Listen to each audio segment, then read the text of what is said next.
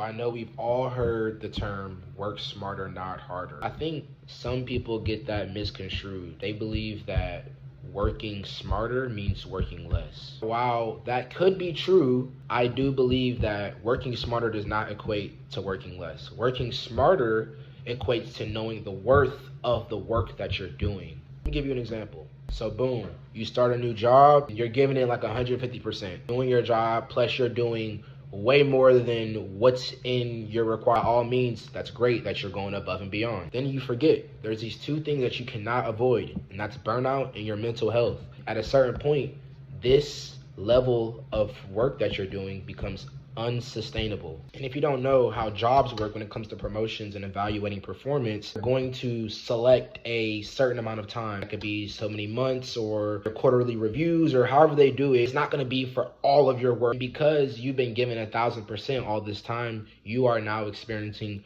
burnout in the most critical time when you are being evaluated for your performance. Now, in that situation, working smarter would mean maybe I cut back on my workload and I balance myself out so that I can give that big push in the review period time for my next promotion. So now that doesn't mean that you're working less or working less hours or doing less things. What that means is that you now have a unified plan of what you need to do, and you know when to exert your effort, and you know when to give that big push versus giving it the whole time blindly and just hoping for the best at the end. Working smarter, not harder, does not mean working less.